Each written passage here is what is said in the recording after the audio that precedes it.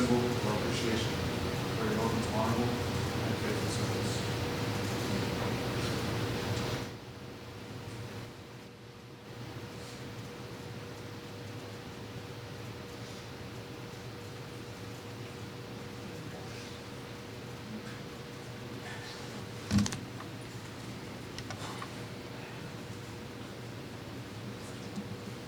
We thank the service personnel for adding honor to Sam, and what Sam has stood for, and donated his time and his energies towards our beloved United States of America. Don't know how many of you paid attention. There were 13 foldings, ritual, to stand for the 13 original colonies, but maybe it's for bar or bat mitzvah at 13.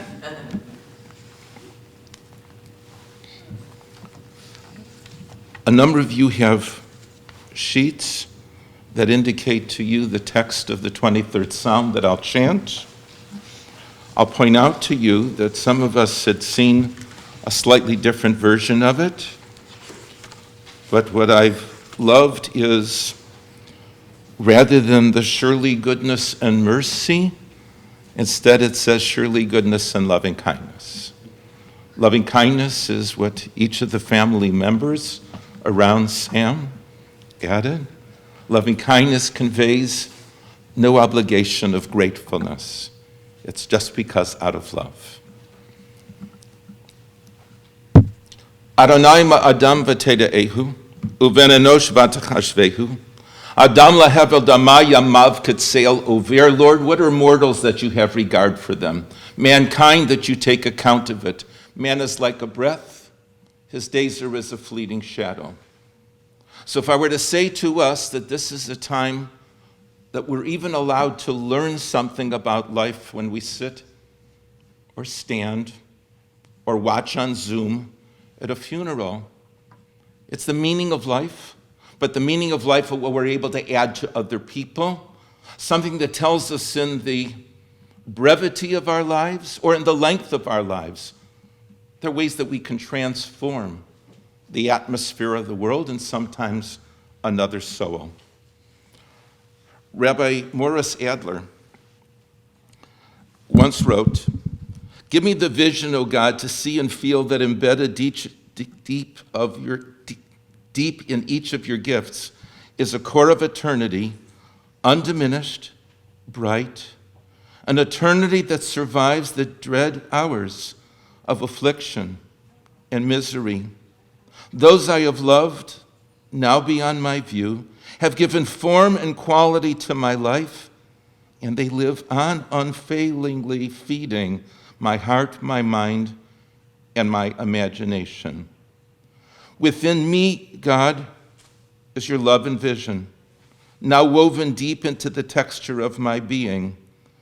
These individuals live and will be mine forever." The 23rd Psalm I'll chant for us in the Hebrew, then we're able to join in that English. Mizmor LeDavid, Adonai roi lo echsar, B'nodeshe yarbitzeni, Yamei menuchot yanahaleini, Nafshi yeshovev yancheni b'magle tzedek, L'ma'an shemo, Gam ki elech b'geit samavet, Lo ira ra ki ata imadi, Shiftecha, Umishantecha hema yanacharuni, Ta'aroch lefanai shulchan neged sorarai, Dishanta v'Hashem roshi, Kosi rivaya, Ach tova chesed yerdefuni kol yamei chayai, V'shavti b'veit Adonai, Liorech yamim. May we join in that English in front of you? The Lord is my shepherd, I shall not want. He makes me to lie down in green pastures. He leads me beside the still waters. He restores my soul. He guides me in straight paths for his name's sake. Yea, though I walk through the valley of the shadow of death, I will fear no harm, for you are with me. Your rod and your staff, they comfort me. You prepare a table before me in the presence of mine enemies. You have anointed my head with oil. My cup runs over. Surely goodness and loving kindness shall follow me all the days of my life, and I will dwell in the house of the Lord forever. Let's look at some of the words of this. He restores my soul. While it is the declaration to God, think of the different ways that Sam, in his interaction with people, gave them a sense of who they were, validating them, letting them feel important in Sam's heart and mind. There's another line that says, "For you are with me." Regardless of where geographically members of the family have been, "For you are with me" was automatically that type of a message in virtual reality sent to Sam, and of course with the visitations. But there's another part of "For you are with me," and that is that beyond today, June 4, lots of memories abound and continue to live. That's another part of "For you are with me." And of course, Sophie, as you're being the next generation, that's another part, right? "For you are with me." Looking at what the psalmist did, we realize that triggered rabbis to write prayers. And so I am super privileged that Sophie and Jim will give us their own loving touch.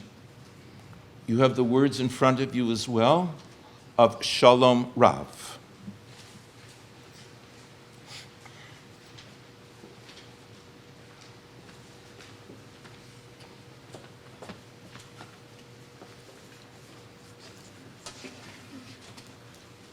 Hi.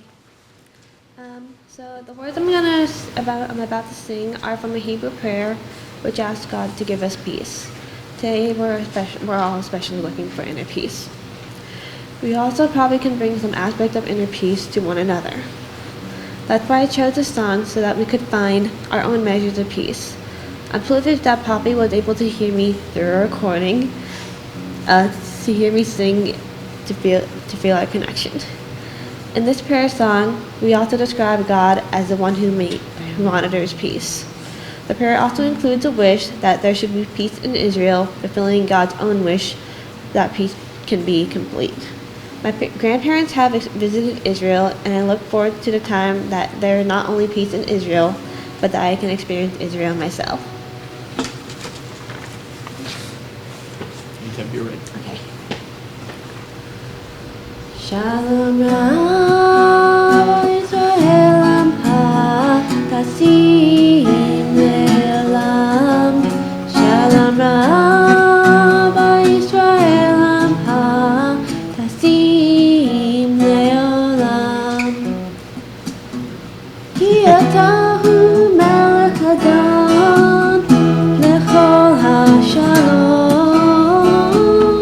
Ki ata hu Adon lechol hashalom. Shalom Yisrael ha'azim le'olam. Shalom Yisrael ha'azim le'olam. V'tovei levarech et amcha Yisrael b'chol עת ובכל שעה בשלומך. שלום רב ישראל עמך תשים לעולם. שלום רב ישראל עמך תשים לעולם. תשים לעולם. תשים לעולם.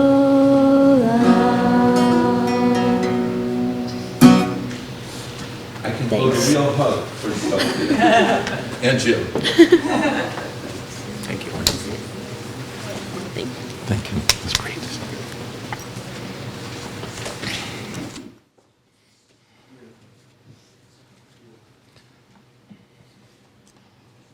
It's difficult that I so much appreciate that the Shefts family invited me to speak with you and guide your memories.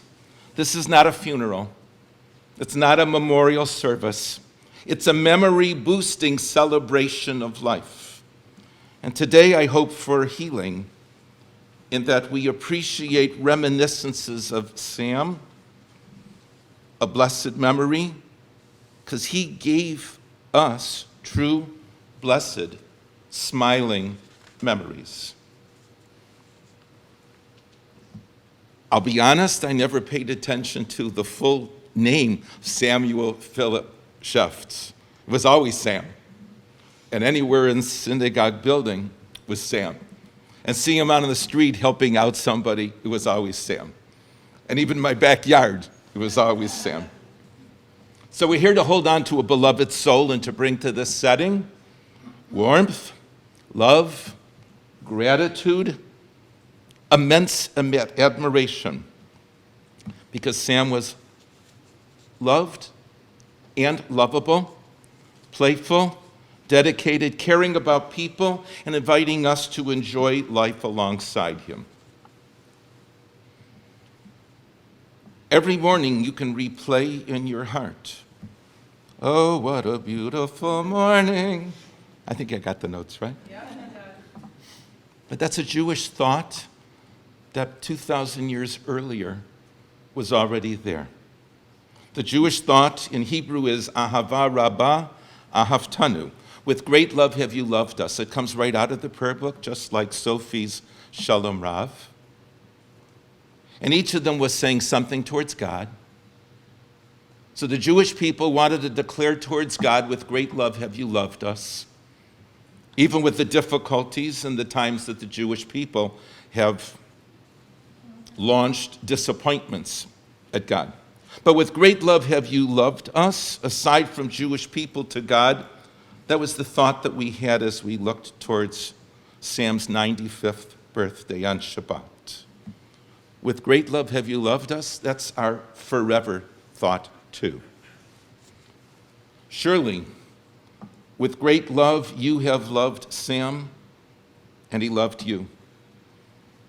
72 years, that's 4 times chai of love, partnership, new understandings about life for other people, to watch you, to see your happy moments, a great harmony that people could learn from the two of you. In Temple Torah, Torat Emet, your together sparkle added so much to the spirit of the synagogue. You were proud of Sam's abilities. Sam was such a great, loving husband, and so many of us saw Sam towards Shirley up close. With great love have you loved us. Each of you, Janet, Mindy, Nancy, you learned love from God and Dad. You brought it towards him with your own individual depth of love. The wonderful love and pride that he had for you in the lives that you lead, and how you each have enhanced the world and the family. Jim, so great in ways that you earned Sam's love and respect, and how he sought on numerous occasions how to honor you. Sophie, your grandfather, Poppy, you gave us the channel today to feel your love. And he was the kind of person others wished that they could have had as a grandfather, who rejoiced in their accomplishments.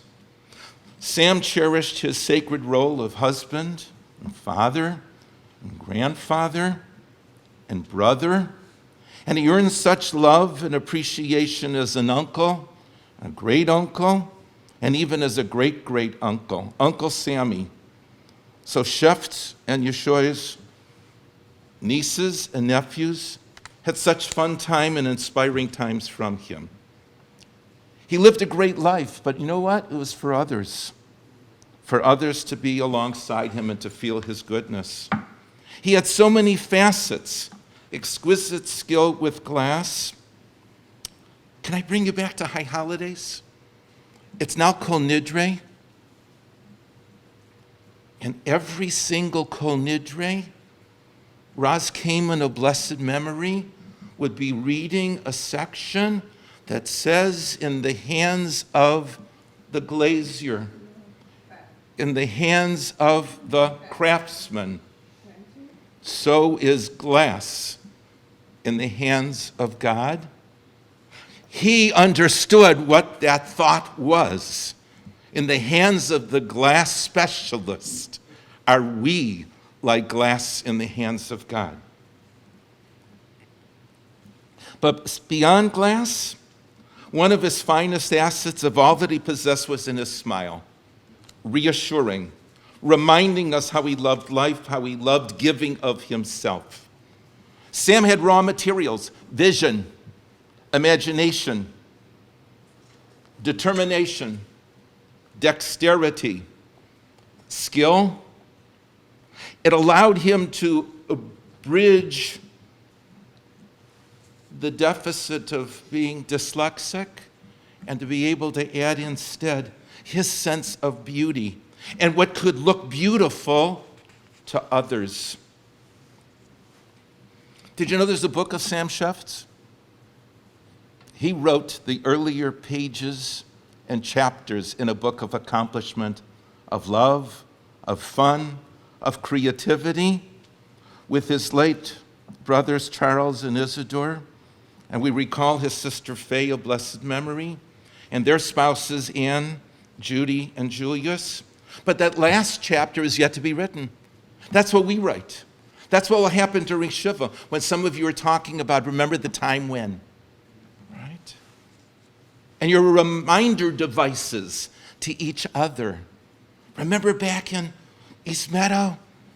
And when we revisited the Bronx, you're the ones that are the possessors of those particular memories. So on this past Saturday, this past Shabbat, where we read Bechukotai, his 95th birthday too, we read some precious texts. We concluded in the Torah reading the book of Leviticus, of Vayikra. And when we finish a book of the Torah, you know what we do? We stand. We stand in acknowledgement at the end of a book and waiting for what the next book will be. But we don't just do that, we also say something. We say, Chazak, Chazak, v'nit chazek, strong, strong, let us be strengthened. But because it is in Hebrew that is reflexive, it also means strong, strong, let us strengthen one another. That's why you're all here today, to strengthen one another. And when I mentioned, particularly in the 23rd Psalm, it says, surely goodness and loving kindness, we're able to think towards Violet, ways that she added texture and extended strength to Sam and to Shirley. So Sam would also have learned that in this past Shabbat and the week before, he talked about, what did somebody want to do to pledge something towards the sanctuary, right? To pledge something towards the synagogue. Sam pledged himself over and over again to Temple in East Meadow, in Bridgeport, Connecticut, Boynton Beach, the Temple Torah, Torat Emet, and everything he tackled was an art idea, a menorah. He lent his expertise as he pledged himself. And those people who are following either here now or by Zoom, they can imagine what it would be like as they were walking through 8600 Jog Road. Just to walk around the inside of his shul, art creations, ritual items that remind us of Sam's loving touches. There were decades of Sam's leadership, his laughter echoing through the hallway, his guidance. So much to the life of the synagogue was reflected. Sam in meetings and advocating for the temple, earning a fair shake in the financial world for the synagogue, earning trust in friends and taking people under wing. I remember his construction hat and shovel as we re-envisioned a future preschool extension wing. And I still remember his partnering with the same guys, Ziggy, and Shimon and Nat, Zichronam Livracha, of blessed memory. Don't know if Esther's watching. Ethel Bornstein's here. These are all of blessed memory people that had construction projects galore, enhancing the synagogue, but especially holding on to Sam's humor. And as I said, the ways that he mentored and took people under wing. But you know what? I remember Sam's enthusiasm in his making a bracha. Right? A bracha is a blessing. You know what? Sam was a bracha, wasn't he? It was really a blessing. And a blessing to so many people, of all of us. So some of us are familiar with the term that's now become popular in English as well as Hebrew, tikkun olam, the repair of the world. This is a paragon of tikkun olam, the repair of the world. He knew how to fix it. He knew how to repair it. So I need to tell you one last story before I close, and that is, well, we were talking about glass work, and I'm wearing a Tiffany glass necktie that's reflecting from the Cleveland Art Museum that I bought in the Metropolitan Museum. But there was a king, according to the legend, that had a diamond. Somehow or another, after loving this diamond and cherishing this diamond and doing everything carefully towards it, it sustained a scratch. Wait. So the king then sent word throughout the countryside, could somebody repair the diamond? Could someone take away the scratch?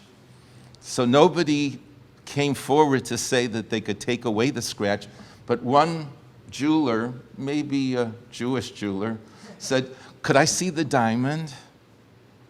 He says, uh-huh. He said, King, Your Majesty, I have a way of how we might be able to make this diamond more beautiful than it was before the scratch.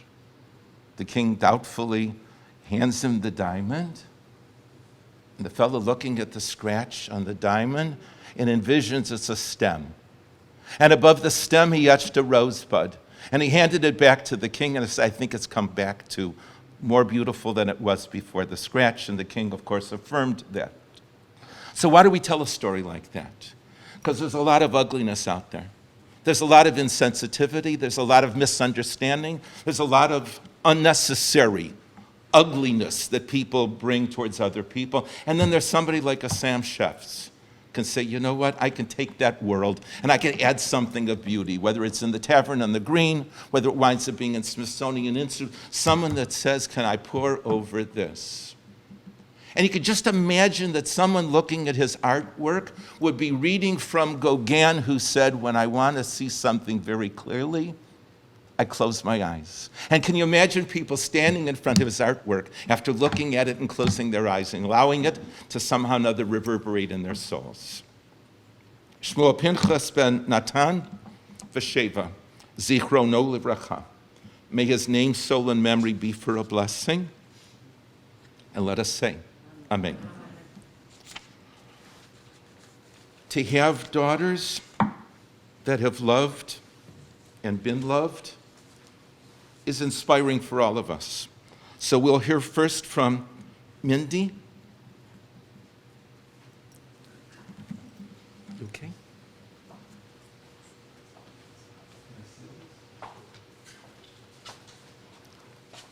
Hi. I don't like to speak, and my dad never could hear me anyway, even when I was little. So if you can't hear me, raise your hand and I'll try harder. But I really wanted to do this because I figured if Sophie could do it, then I could do it. And there's so many things that we could say about Dad. The obvious thing to say at a time like this would be, he was 95, he had a good run. Or he lived a long life, a full life. And of course, those things are true. He outlived the actuarial charts. He outlived his peers and his friends. He outlived his siblings. But if you knew Sam I am, that's what he called himself, you know that he was a unique, special person, and he really had a lot more living to do. I sometimes wondered what would eventually kill my dad. I was convinced he would not go in the conventional way.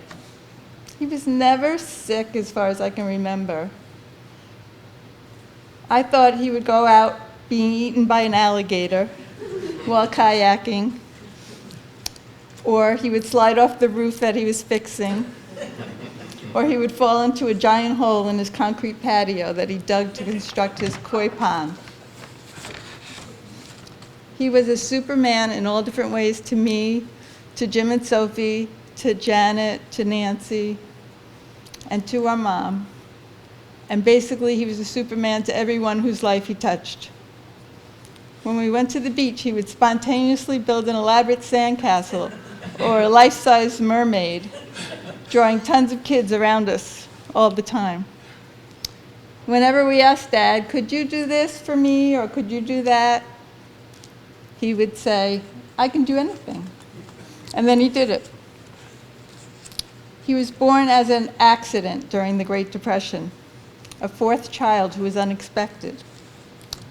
His mom died very young, and his father was paralyzed from a stroke.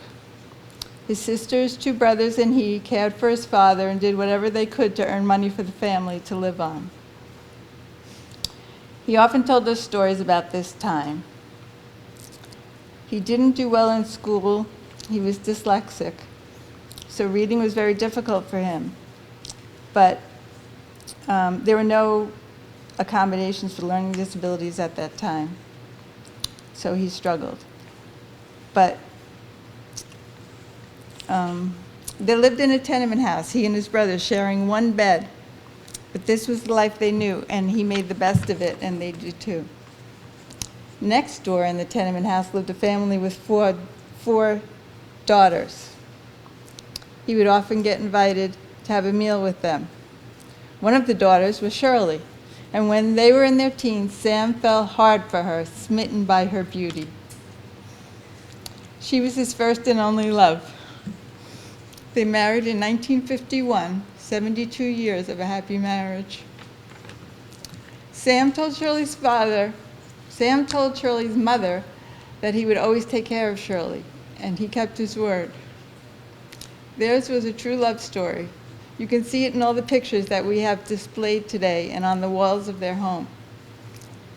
Dad had a favorite photo of the 2 of them in swimsuits in Coney Island taken before they were married.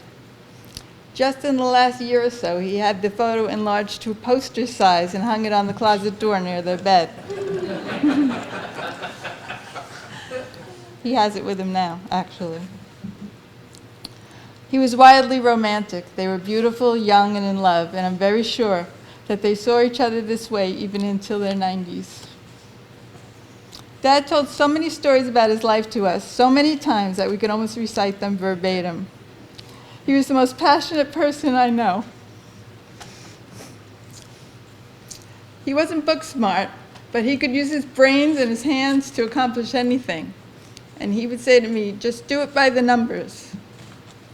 He said, if you just do it by the numbers, you can do it. He taught each of us by his example how to work very hard, but while taking time to smell the roses. I remember many times he called me at work to check in, and I was all stressed out about this or that, and he would say to me, did you stop and smell the roses today? He used to tell me that besides his family, the thing he loved most was digging dirt. He had a serious green thumb. Everything he planted thrived because he was so good at it. In my childhood, I spent hours and hours with him at the community garden growing vegetables. We would go there after he came home from work or on the weekends, and my mother would scream at us because we stayed too long. But he loved it. And let's see, I lost my place, sorry. We earned piles of blue ribbons at the county fairs. He figured out how to grow the largest pumpkins, the most perfect tomatoes, and the biggest sunflowers. In our backyard in East Meadow, which was pretty small, he planted dozens of dwarf fruit trees of every variety. They all thrived and bore fruit.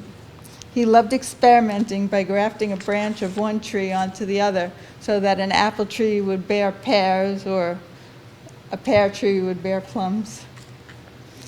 He also planted a vegetable garden for the elderly couple next door, and he helped out a lot with putting vegetable gardens for friends in the neighborhood because he didn't have enough room in his own backyard to do it all.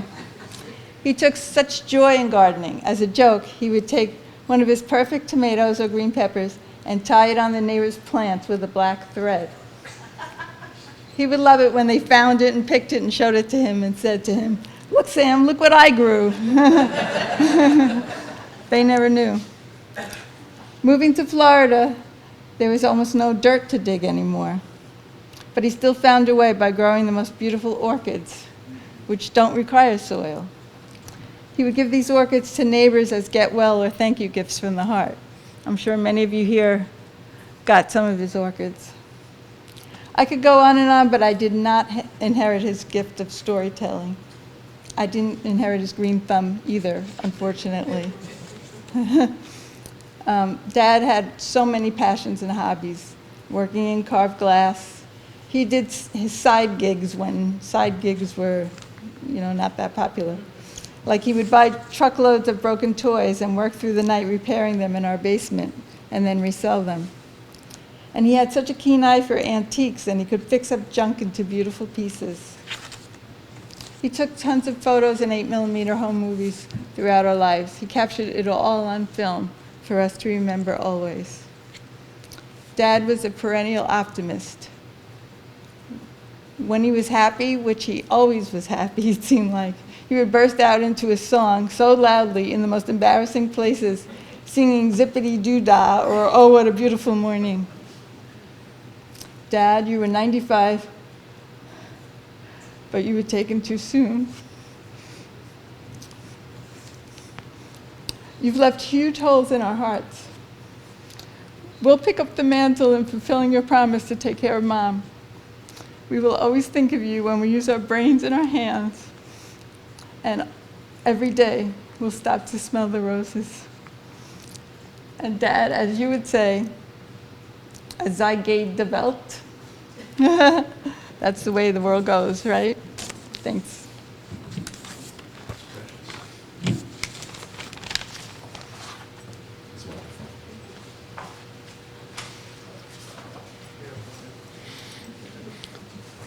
So there are insights that some of us have the means of gaining because of unique types of sharing. So now if I can invite that Nancy is able to come forward.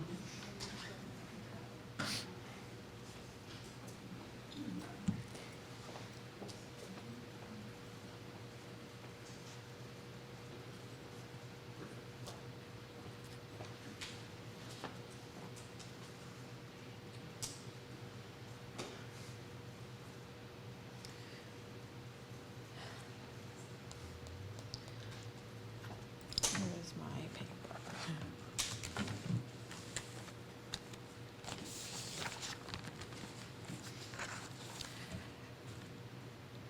Mindy said it all, and so well, so I'm going to say it short, I think, if I can.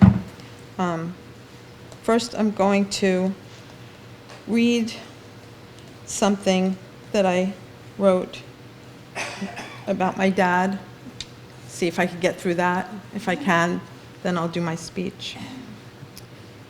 My beautiful, loving, strong, talented, selfless, creative, kind, handsome, generous father, Sam's 95th birthday is today, and with the greatest of sadness and a very, very heavy heart, the day he left us and went to heaven. My dad is our hero, my best friend, who had the biggest and brightest smile and outlook on life with the biggest heart. He was our Superman. He was the greatest husband to our dear Mom. Our hearts are broken. I love you forever, Dad. You were my best friend.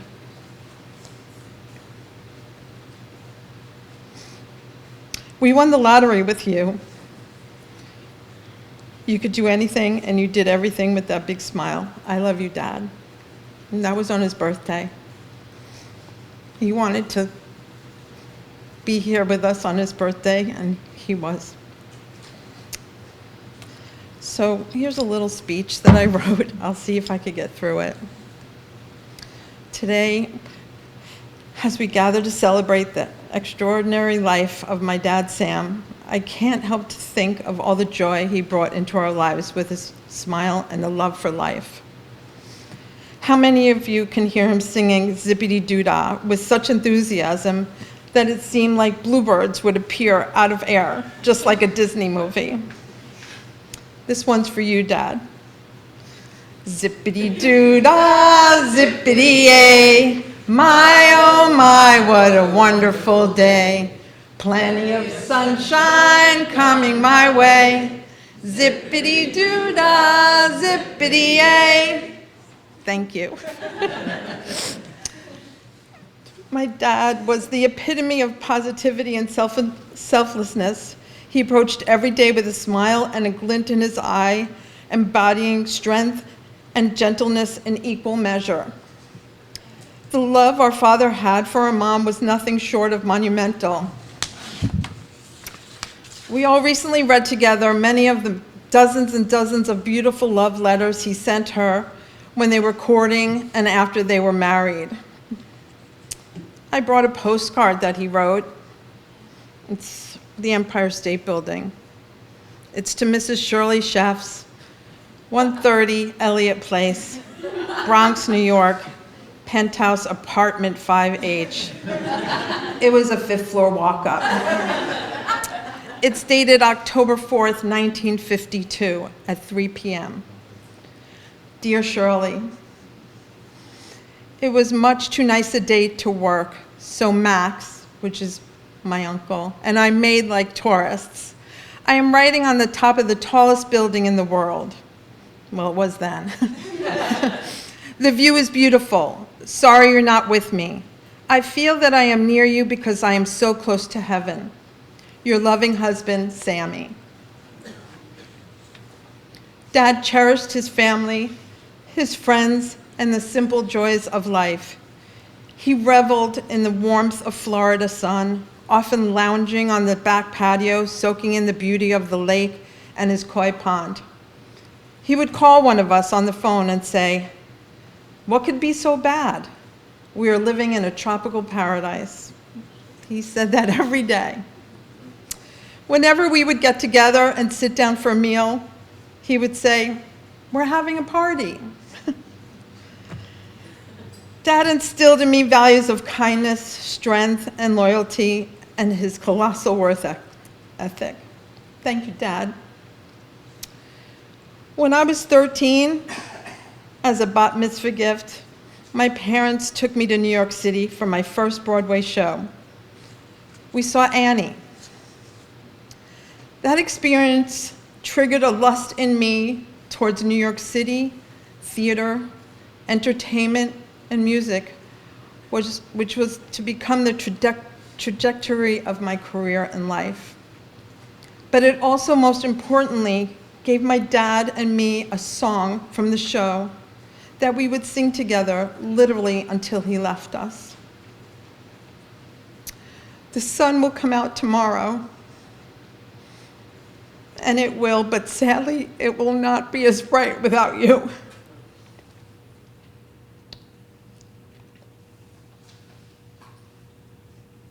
I love you, Daddy. You're my best friend. I've said it before. Like I said at that time, you drove me to Oneonta in a snowstorm and we did 360 and almost fell off the mountain. I looked at you and I said, "I'm the luckiest girl in the world." I am the luckiest girl in the world thanks to you.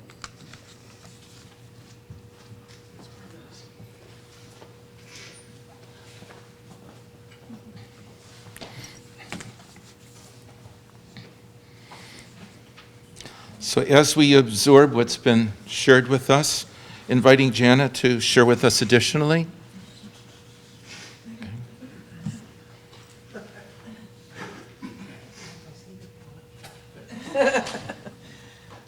Well, aren't you glad he only had 3 kids?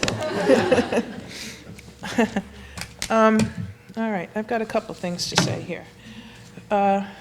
First of all, one of the gifts that my dad gave me many of which are absolutely amazing, is dyslexia. So if I stumble on a word or two, please forgive me. I wrote this on June 1st, which was Dad's 95th birthday, this last Saturday, and also the day he left us. And it's quite poignant, as I understand, in the Jewish religion. Anyway, this is what I wrote. As I sit here, my heart is filled with a bittersweet mixture of joy and sorrow. Joy for the memories we shared, the love we had for each other, and lessons you so generously imparted upon me. Sorrow for your absence, for the void that will never be filled. You were more than just a father, Dad. You were a mentor, a confidant, a friend, and a guiding light in my life and in the life of everyone that knew him. To sum it up, you are my hero. As Nancy said, he's all of our hero. You taught me the value of hard work. You see a theme here? The importance of integrity and the beauty of compassion. I remember the way you used to tell us stories from your youth, of your adventures and your triumphs and tribulations. I remember the way your eyes would light up when you talked about Mom, about us kids, about your dreams and ambitions. I remember the way you would hold me close when I was scared, which was a lot, when I was sad, when I needed reassurance and guidance, and the times you scared the bleep out of me. Like the time that when I was not even 5 years old and you came to the apartment door.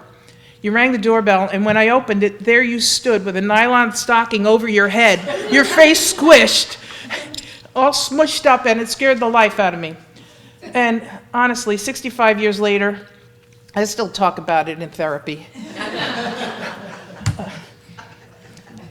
Not to mention that spider crab on our fishing trip, but that's a story for another time, probably later today, and many other times. Your love knew no bounds. Your love knew no bounds, Dad, and I am eternally grateful for every moment we shared together. Your legacy is one of courage, resilience, of compassion, and of love. You touched the lives of so many, Dad. You were a pillar of strength, a beacon of hope, and a source of inspiration for all who had the privilege of crossing your path. On this special day, remember, it was his birthday, I celebrate your life, Dad, and all that you were to me and to the world. I honor your memory with every beat of my heart, with a little help from my pacemaker, and with every breath I take on this journey called life. You may no longer be with us physically, but your spirit lives in all of us, and all who were fortunate to have known and loved you, and for that I am forever grateful. Happy 95th birthday, Dad. I love you, I miss you, and we will carry your legacy in our hearts for always. And now I'd like to share a poem that was written by Esther Adler, who is a dear friend to our parents and was president of the temple that Dad helped build here in Boynton Beach. This was written in 1999 on Dad's 80th birthday. Dad recently had spoken to Esther, a couple months ago maybe, on her 100th birthday. Okay, ¿dónde está? Here it is. Okay. Now, poetry for a dyslexic is really a challenge. Anyway, an ode to Sam. Our Sam Shefts is quite unique. A regular guy, does not join a clique. Friendly with the entire congregation, he deserves our admiration. Sam has talents in every respect. There is nothing he will neglect. Air conditioning, leaks in special rooms, and light, he makes certain that at the temple all is right. 1 week he'll build a menorah. Next, for brides, a white huppah. The temple must be made secure. One day it'll happen, and that's for sure. Temple Torah is his empire. It's his passion, his desire. He is the ruler. Here he is ruler, yea, he is king, overseer of most everything. At every door from south to north, he inspects, checks, holds forth, walking through the entire domain filled with pride, yet not vain. Sometimes, though, he cannot be found anywhere on the temple grounds. Then, at that time, he is home with Shirley, his wife, let's face it, he does have another life. Not that my mother believed that, but anyway. Sam, our birthday greetings to you are clear. Remain the way you are, my dear. Don't change, stay healthy, well, so that all of us from you can quell. Mazel tov and a most sincere congratulations from the Temple Torah, your admiring congregation. And that was Esther Adler, May 1999, on Dad's 80th birthday. Mindy and Nancy, they told you stories. There are so many stories. It's incredible. And we were thinking of some last night, and we were just cracking up, just thinking of it. He did bring so much joy in the way he would burst out singing. Okay, I won't sing. Anyway, thank you all for being here. We love you, Dad. You're not going anywhere. You're here. Thank you.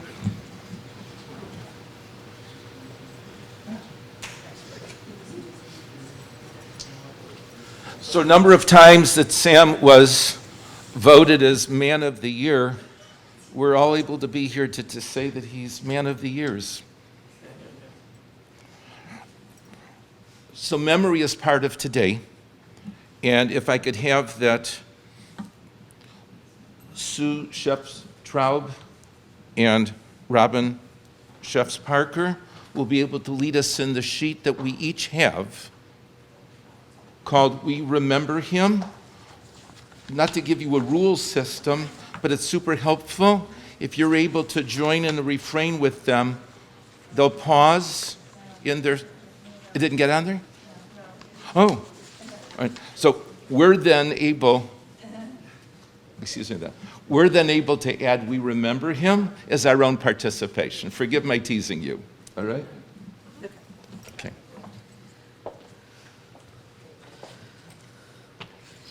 At the rising of the sun and at its going down. We remember Him.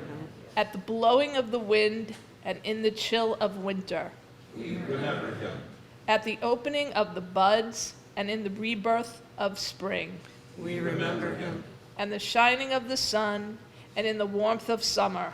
We remember Him. At the rustling of the leaves and in the beauty of autumn. We remember Him. At the beginning of the year and at its end. We remember Him. As long as we live, he too will live, for he is now a part of us as we remember Him.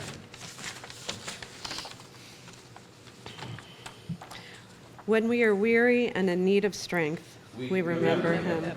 When we are lost and sick at heart, we remember Him. When we have joy we crave to share, we remember Him. When we have decisions that are difficult to make, we remember Him. When we have achievements that are based on His, we remember Him. As long as we live, He too will live, for He is now a part of us as we remember Him. So there's a teaching within our tradition that says you get a reward for coming. In this particular case, the reward is ours, that Sam's nieces, representing their own parents of blessed memory, are sharing a memory that is inviting us all together.